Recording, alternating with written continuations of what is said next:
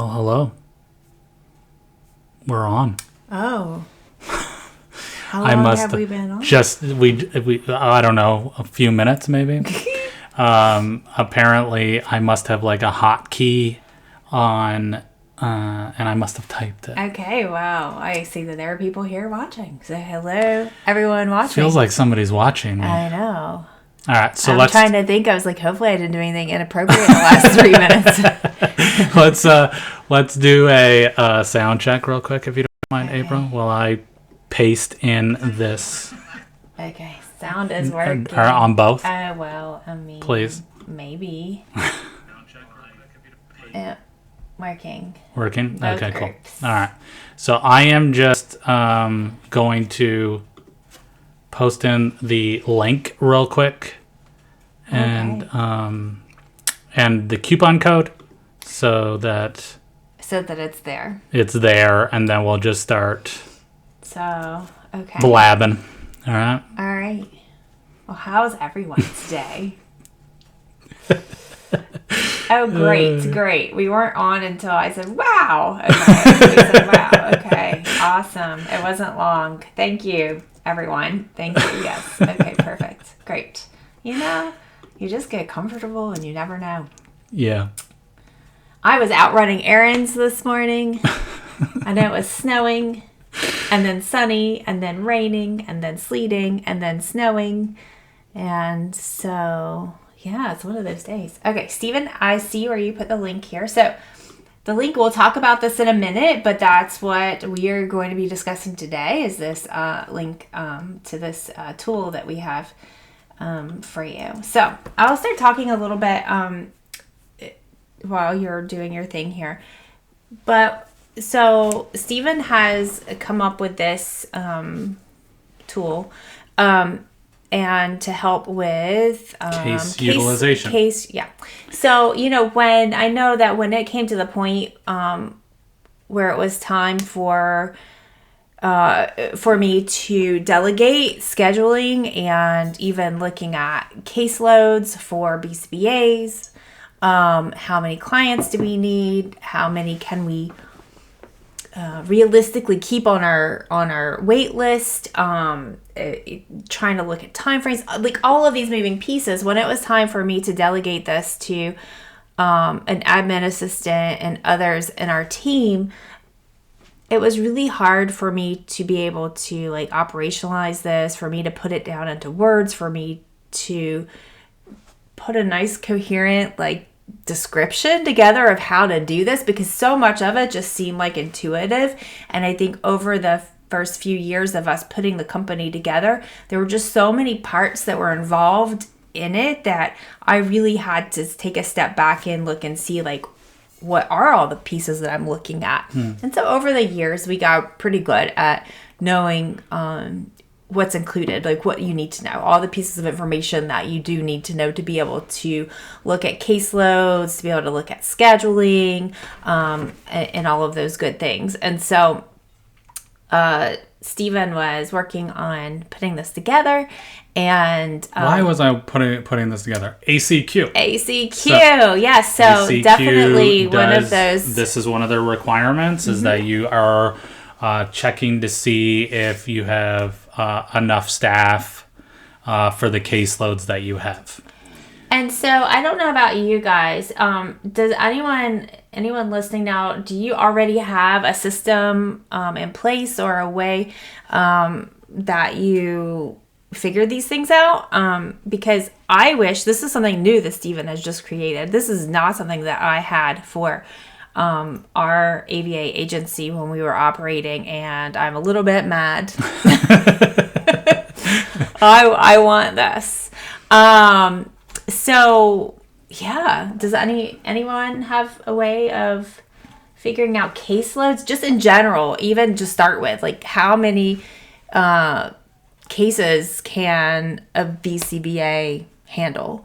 Because I know that there are so many things that we look at, right? We look at their skill sets, we look at their availability, we look at their, really skill sets is a big thing, right? What can they, are they at the point where they can supervise? Can they take specific kinds of cases? even looking at the text, like how many texts can they support? I don't know. There's just so many pieces. Mm-hmm. Now, the one thing I will say about this is going to give you an idea on how many cases they can take, but it does not check like, okay, well, this kid's available at 10 to 2. Or right, it's not a scheduling tool. It's not a scheduling tool. And maybe one day. Yes. That would be really cool. But at least it gives you the information needed to plug in those pieces. Correct. A little bit more. So I don't know how much, I don't know what you want to do next. Yeah, so like we're just going to go through each sheet and how it works, what we've set up. So hopefully you all can see this in full screen. Yeah, and I'm in. We're live in a couple of groups, so I have the comments up. So if anyone has any questions or has, as Stephen goes through this, just let me know. I'll be keeping my eye on the comments. Sure. So the way that this works is up at the top, we have the initial settings. So we have our drive time, average, and hours. Now, if you're in clinic, you don't really need to worry about this, but we'll go into that further when we get into the other sheet. I don't know. If you're watching this on a mobile device, there's no way you can see this, but at least you have that link that tells you a little bit. It doesn't go into all these details, but it does give you some information. Yeah. So we'll try to narrate as much as possible. So Stephen's going through the settings now, and underneath the settings, you have average drive time, supervision session time, direct service session time, average parent training percentage, and support staff percentage. Yeah, so I'm going to talk about them. So now you can talk. Now you may talk about. So under settings, we have our average drive time. So in here we've set, and you want it in hours. So in here we have a half an hour as our typical average drive time.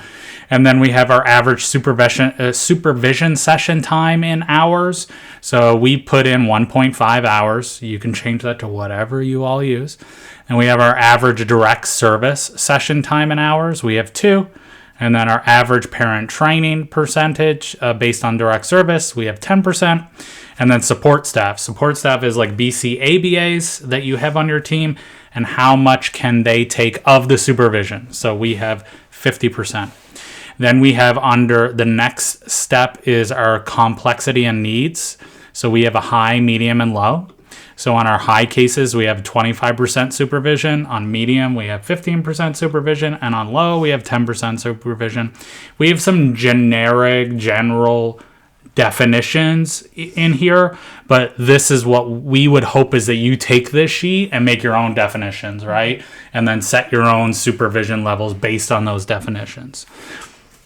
Then we have our billing requirements, and this includes the drive time. So, and again, when we get into the next sheet, if you don't do drive time, then it won't calculate drive time. So, and we'll get into that.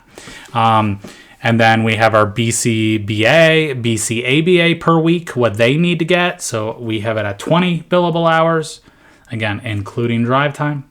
And then our RBTs, we have it set to 30. And then research. So is this a complex case where you're having to get training or research to take these cases on? And what does that look like if you have to do that? And so we set that as a 20% increase in supervision based on that. And then the next thing we have is the BCBA level definition. And again, we'll get into what levels mean here shortly. But we have a level 1, we have a level 2, and a level 3. And then again, we have some general definitions in here. But this is, again, something that we would hope that you all take, and then you modify the definitions based on what you feel like they should be. Does that make sense, April? Yeah, no, definitely. Like for instance, like a level 1 might be like a brand new, like maybe BCBA, right. And a level 3 may be like a doctorate level BCBA, right. Or a BCBA with like lots of experience and under their belt. So, but yes, I really want to highlight what Stephen just said. Just in in the whole like it's not we're not expecting this to be like a little cookie cutter form that. I mean, you could start off using it as is, of course, and then like making it your own, but definitely like individualizing it based on the population that you serve and the needs within your agency to make it match what you need it You to know what I'm match. going to do? I'm going to zoom in real close here so that people can see. Okay. So just to go over that again, so you don't need to see the definitions. So you should be able to see this now quite zoomed in. Oh, yeah, that's okay? nice. So again, the settings, we have our average drive time, our average supervision. Here again, you can direct change those service. percentages and times. It's Yep. all So modified. all of this is modifiable. So you can change this to whatever percentage you want. If drive time is less than this, if your supervision sessions are typically longer, again, we're only doing averages here, right? So these are things that you're going to have to find out. Complexity and needs. So we have our high, medium, and low here. We have our billable requirements for both BCBA, BCABAs, and RBTs, and then our percent increase based on research needed. Okay, so now we'll go to the client list. So should I zoom in? What do you think? Well, I don't know. We're not Okay. there yet. All right. There's still a little bit of a lag. Okay, now you're in. So I guess just zoom in a bit and then you can scroll over. Yep. Yeah, that should be good enough for now. It's basically a spreadsheet Yep. where you can, again, Just put in your information. So, right here we have client one. You can obviously, I don't recommend putting client names on here. Client IDs is a really good thing to get in the habit of doing anyway, because it's just going to reduce your PHI, right? So, and then you would come over here and you can select the complexity and needs. So is it high, medium, or low? And then how many direct service hours is the case going to be? Then you can select the level of the BCBA that is needed for this case. Next is the location. So we have 3 locations: home, telehealth, and clinic. Obviously, on the level, we have levels 1, 2, and 3. On the location, April had a good question about this yesterday. Was what do you do if you have a client that you see both clinic and home? Then you're taking a picture while we're live. I'm totally taking a picture. All right. So what do you do? What do you do if you have, both clinic or a mixture, a hybrid case, or maybe you're doing some telehealth, some home, some clinic? I would recommend either you just make it a home client and then you buffered in the drive time, or you separate the client into 2 different ones. So you would have client 1A, client 1B on 2 different lines. The home sessions would go on one line. The clinic sessions would go on the next. And if you were also doing telehealth, then you would also need to have a telehealth line. Right. And so it would be client 1A, client 1B, client 1C, right, for each location. So basically that you can manipulate it to where you only put in the drive time for in-home services, not necessarily to the first client and home from the last client, but the in-betweens. Correct. And then support staff. So this is your BCABA. Do you have support staff for this case? If you don't, great. If you do, great. The research, do you need to do research for this case? Yes or no? And then what we have here is the final versions based on this. So if I come over and I say that there's no research needed, you're going to see that the hours needed are decreased. If there's no support staff available, then you're going to see all of the required hours go under the hours required instead of under support staff. And then under here, you can see I have 2.5 hours of direct service drive time. So let's say I change this location to the clinic. Telehealth, that'll work too. Now you see that there's no drive time. So based on the way that you modify the data in these different cells will determine the final hours that are required. Does that make sense, April? Yeah, and it's something too I like because you could maybe you go home to do a telehealth session or from the clinic or right. there you can make it work to factor in all of that, right? So that's good. All right, so that is your client list sheet. And then the next one is the staff requirement sheet. So this is going to then take all this data that you put in and the settings that you've set up, and it will tell you the number of hours and the number of staff that you need at each level. So based on what we have in there, we have 54 hours at level 1. We have 55 hours at level 2. We only have 2.64 hours at level 3. We have 18.81 hours at support staff. And then we have 457 hours of direct service. And so then what it tells you is the levels and the levels of BCBAs and the number needed, and then also your how many BTs that you need based on what you've input in here. Again, just remember, like, this isn't telling you like where you're going to put these people on the schedule, right? And the number of BCBAs you need is specifically on the hours. So if you have all evening cases, this isn't going to work for you, right? Because you're going to need more BCBAs because all of your sessions are at the same time. Same with BTs. You may need, this is basing it on the 30 hours that we have in there. So we're assuming full-time BTs, assuming that they have, morning, midday, and afternoon cases. And if you're top heavy on midday and evening cases, then this obviously is going to require different staffing levels.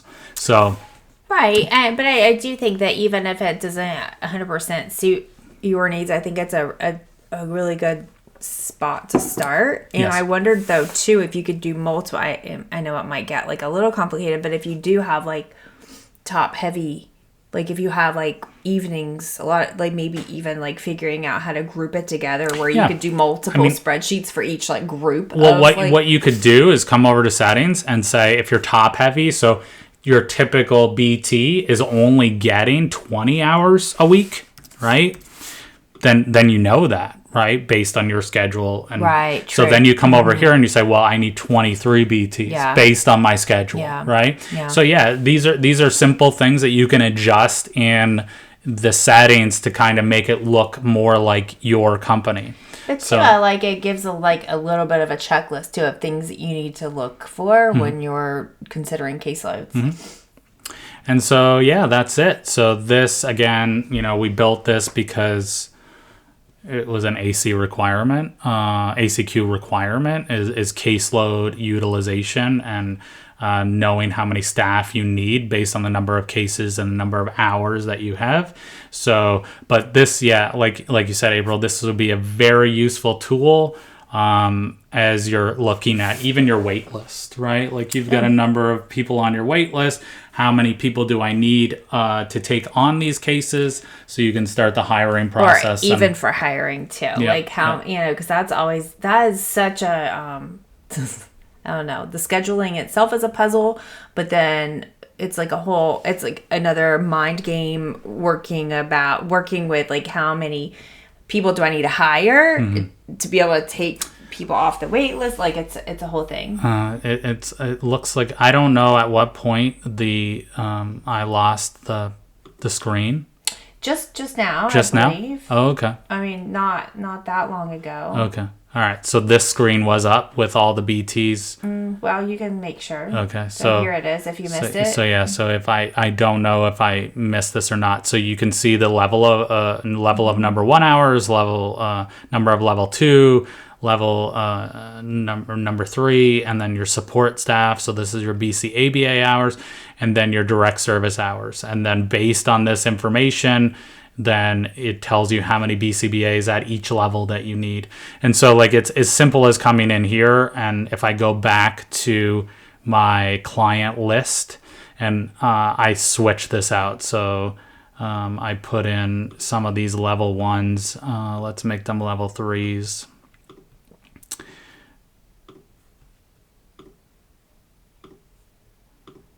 And then I come back over to staffing requirements. And so then it's going to change the number of hours, a number of directs, like it'll change the number of BCBAs that are needed, right? Based on the number of hours. Mm-hmm. Does that make sense? Mm-hmm. So now we have a whole bunch of level 2. So let me try to like embarrass myself on Facebook. So I need just 1 or 2 more level 1 cases to go to level 3 to see that shift. So now we need 2 level 3s, and we can avoid a level 2 because those level 3s can take those hours, and then we have 4 level 1s needed based on that. So that is honestly, even if you don't use it for anything else, like knowing how many BCBAs to hire, like the end, right? Like, so really, that could be so helpful. I like how you divided it into levels. In the beginning of our agency, like we didn't we just hired as we hired. Like we were like, oh, you're a BCBA. Oh, your values are pretty close in line with ours. Oh, you have availability. Okay, come on board. Let's do this thing, right? And then, of course, as we got more experience and practice over the years, we got a little more fine-tuned in our hiring process. But in the beginning, sometimes you just got to start somewhere. Yeah. But then as you start to get more clients and you get more, it gets more complicated, it's really a great thing to be able to separate into levels, to really look at fine-tuning, to make sure that you're able to like individualize and give the, it just increases the quality of treatment. So I can totally understand why ACQ had this as part of the list, because there again, it's like one of those things that we kind of did. We did intuitively. We just kind of learned along the years. But was this something that we really put into like a concrete system or put into the handbooks or what? No, because just you don't think about some of these little things. So it's really great that the team over the ACQ team, I don't know what their formal name is. ACQ team sound good. Autism Commission on Quality. I think it's really, it makes sense because they are looking at quality, but I think that really shows to how much time and effort they've put in to think of all these little things to put into their standards. I'm on like section 6-9 of their standard. It's taken a lot of time, and I have 7, 8, 9 left to do after this. So and as like with all of our products, if you would like to see us add anything to this after you start using it, if there's an issue that you run into while using it, please just email us. And we'll update it based on the feedback that we get. Yeah, or even if you have some ideas. Absolutely. Oh, I wonder, After looking at this, anyone listening or watching, if you're like, why didn't you add this? I don't know why I didn't add this. So if you have any suggestions, we can certainly look at adding that to this initial release. And then I did put the link in. Anyone listening to this, because this is, I'm going to use this for the podcast. Are we really? Oh, for sure. Oh, happy Turkey Day, everybody. Yeah, and so if you, so the coupon is 50% off. It's Turkey Deal is the coupon code. Oh, Turkey Deal. That's cute. Yep. And so we'll put the link in the podcast description along with the coupon code. But everybody, it's in the Facebook group here too. And like I said, like feedback is very much appreciated and welcomed. And we ask you to provide any feedback that you have so that we can improve this thing.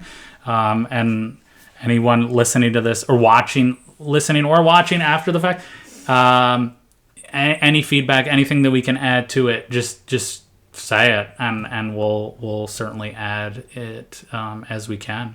I am not adding a scheduling.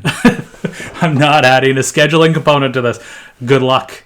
But if there's anything that we can add to make it more accurate, we would love to get that feedback, and we'll do that.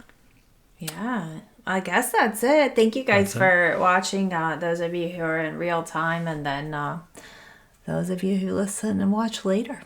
Yes. And I guess that's it. So happy Thanksgiving. Happy Thanksgiving to those of you in the States, and have a great week. See ya.